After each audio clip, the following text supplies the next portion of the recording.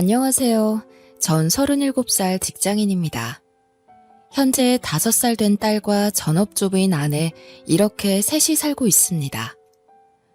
문제의 그날은 출장이 있어서 아내와 5살 딸 지아에게 아침에 출근하며 인사를 하고 집을 나왔습니다. 지금 결혼 6년 차인 저와 아내는 대학 시절 동창인데요. 동창회에서 처음 만나 제가 아내에게 고백한 후 연애를 시작했습니다. 맞벌이를 하지 않는 아내가 집에서 내조를 잘해주기에 저는 바깥에서 더욱 열심히 일을 하며 지낼 수 있었지만 아무래도 경제적인 부담이 없는 것은 아니었습니다. 그래도 결혼 6년 차 직장에서 10년 차가 되면서 현재는 수입도 안정적이고 그 외에도 조금씩 투자하고 있는 주식으로도 보탬이 되고 있습니다. 21평 아파트에 세 가족이 살고 있습니다만 지아가 초등학교 갈 때까지는 더 열심히 모아서 30평 아파트로 가면 어떨까 꿈을 꾸면서 매일매일 오늘도 열심히 일터를 향하고 있습니다. 출장 첫날 일을 마치고 밤 11시가 되어 근처 호텔로 퇴근을 했습니다. 막 씻고 나왔을 때쯤 한 통의 전화가 걸려왔더라고요. 아파트 입주자 대표 회장님으로부터 온 전화였습니다. 제가 지금 아파트 동대표를 맡고 있어서 금요일 밤이고 하니 아파트 앞 치킨집에서 맥주나 한잔 하자고 전화한 게 아닌가 하고 전화를 받았습니다. 전화를 받자마자 다급한 목소리가 들려왔습니다. 지아 아빠, 지금 어디야? 회장님, 이 밤에는 웬일이세요? 지금 사이렌 소리 안 들려? 지금 사동에서 화재 경보 올려서 다들 대피하고 있잖아. 불났어요? 회장님, 일단 끊을게요. 급하게 전화를 끊고 바로 아내에게 전화를 걸었습니다. 애타게 기다렸지만 전화를 받지 않더라고요. 다시 전화를 걸었는데 전원이 꺼져 있다는 음성만 들리더군요. 순간 불안한 예감이 머릿속을 왔다 갔다 해서 저는 바로 옷을 챙겨 입고 나가면서 회장님께 전화를 걸었습니다. 지아 아빠, 지금 대체 어디야, 이 난리통에. 회장님, 지금 출장을 와 있어요. 아내가 전화를 받지 않네요. 혹시 위험하지 않으시면 제발 저희 집 확인 좀 부탁드립니다. 비밀번호는 4424입니다. 아휴, 알았어. 일단 내가 가능한지 올라가 볼게. 전화를 끊고 호텔 앞에 서 있던 택시에 급하게 올라탔습니다. 기사님, 지금 수원으로 최대한 빨리 가주세요. 집에 불이 났다고 연락이 왔어요. 다급한 저의 요청에 기사님은 제가 타고 안전벨트를 매자마자 달리기 시작하셨습니다. 차 안에서 함께 출장을 갔던 부장님에게도 전화해서 상황을 설명하는 순간에도 심장이 너무 뛰어서 입으로 튀어나오는 줄 알았습니다. 부장님은 알겠다고 하시면서 빨리 가보라고 하셨고 상황을 파악하신 택시기사님은 엑셀을 더욱 밟아 달려주셨습니다. 그렇게 평소 승용차로 50분 정도 걸리는 거리인 코엑스에서 수원역까지 정확히 17분 만에 날아왔습니다. 아파트 입구로 들어서자 상황을 파악할 수 있었습니다. 입구에서부터 소방차들이 서 있었고 전 택시기사님에게 5만 원짜리를 건네드리고 바로 문을 열고 저희 집 쪽으로 달려갔습니다.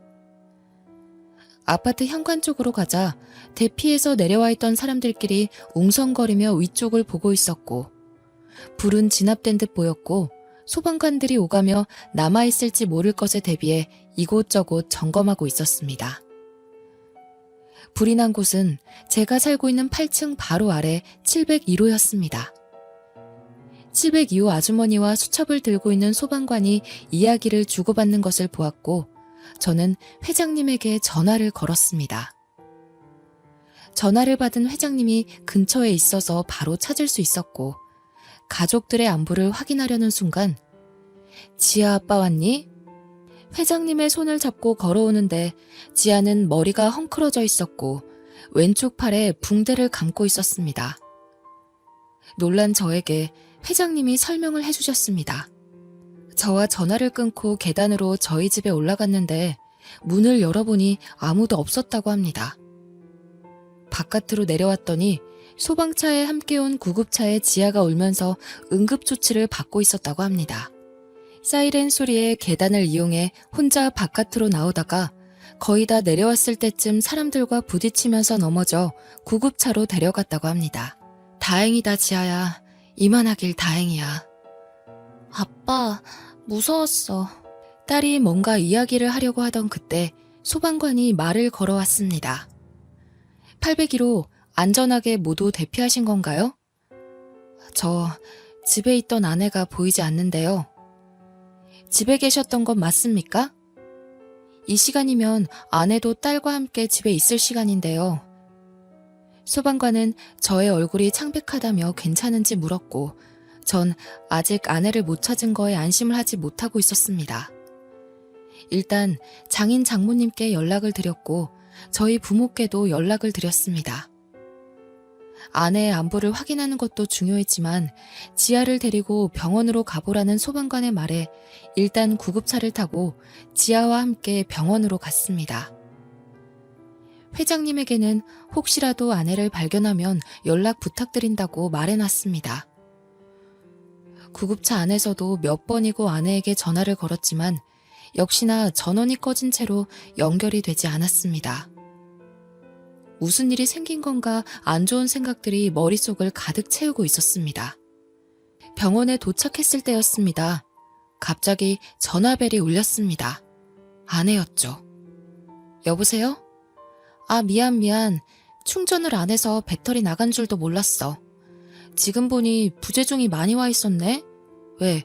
무슨 일 있어? 아무 일도 없는 듯이 활기찬 아내 목소리를 들으니 안심이 되었습니다.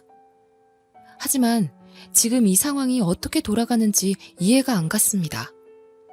순간적으로 머릿속이 차갑게 맑아지면서 저는 핸드폰 녹음 버튼을 눌렀습니다.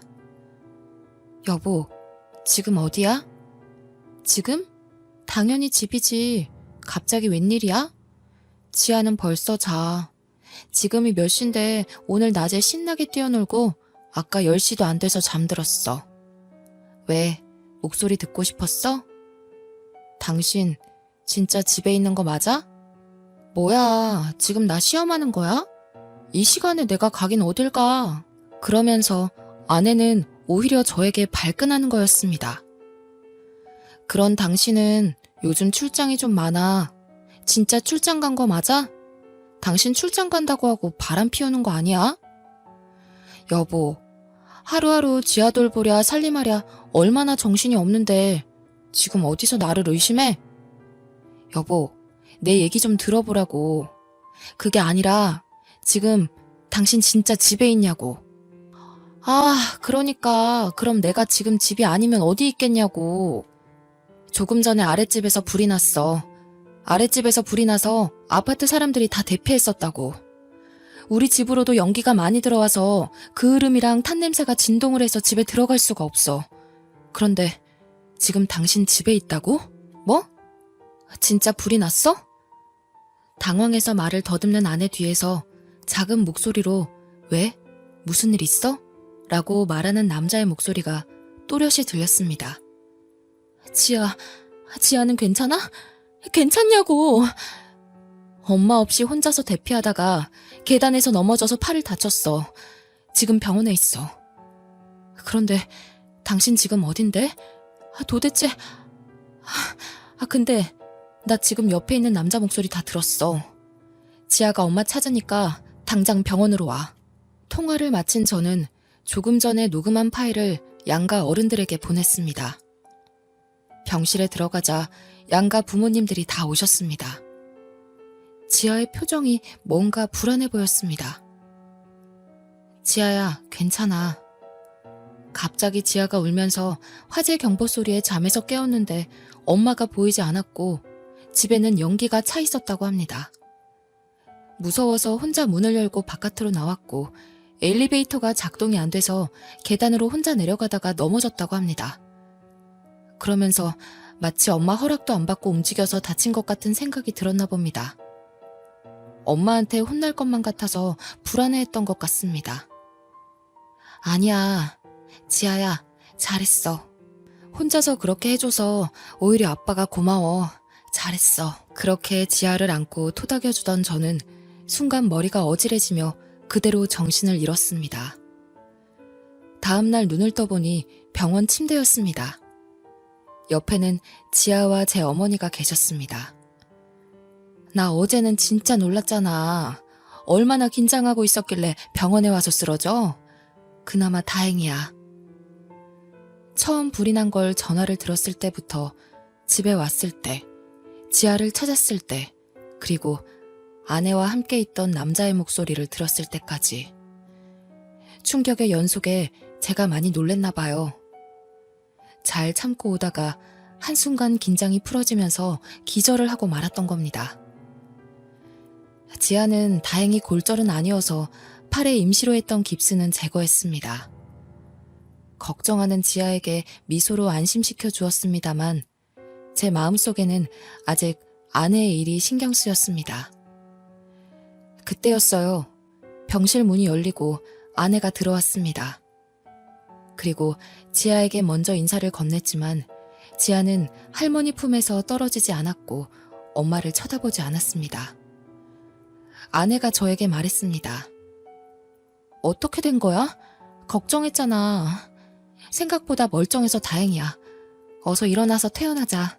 지아야, 엄마랑 아빠랑 할머니랑 맛있는 거 먹으러 가자. 당신 갑자기 어제는 뭐 하자는 거야? 그니까 당신이 출장 거짓말하고 바람 피웠잖아. 뭔 소리야? 난 출장이었다고 회사에 확인해 보던가. 간밤에 아내는 그 남자와 이렇게 거짓말하자고 뻔뻔하게 입을 맞췄나 봅니다. 그러자 아내는 자기는 간밤에 쇼핑을 하러 갔었다고 하면서 말도 안 되는 이야기들을 지어내려고 했었지만 그럴 때마다 결론은 앞뒤가 맞지 않아 난처한 표정을 보였습니다. 특히 장인어른께서는 왜 어제 오지 않고 아침이 되어서야 왔냐면서 아내를 다그치셨고 그럼에도 불구하고 나중에는 요즘 남편 월급이 시원찮아 밤에 알바를 하러 나갔었다며 말을 바꾸더군요. 이 핑계 저 핑계 대는 아내에게 그만하라고 병원이 떠나가도록 큰 소리로 호통치셨습니다. 아버지의 호통에 정신이 번쩍 든 아내는 잘못했다면서 그제서야 용서를 빌더군요. 아내의 불륜 상대는 고등학교 동창으로 동창회에서 만나 연락을 주고받다가 넘지 말아야 할 선을 넘었다고 하더군요. 그 횟수가 늘어나면서 제가 출장 가는 날이 되면 늘 아이를 재우고 몰래 집을 나왔던 겁니다. 그렇게 아이는 내팽겨치고 그 남자와 새벽마다 만남을 이어온 거였죠. 교감 선생님으로 정년 퇴직하신 장인어른의 호통에 아내는 그 어떤 반론도 하지 않고 불륜을 저지른 것에 대한 책임을 지고 저와 이혼을 했습니다.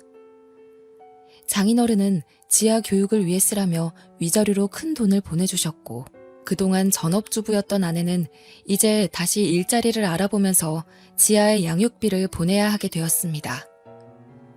화재 이후 아파트의 보수를 다 마치고 지아가 그날의 일에 대해 트라우마가 남아있는 것 같아서 그 집을 처분하고 대출을 받고 부모님의 도움을 받아 더 넓은 50평대 아파트로 이사했습니다.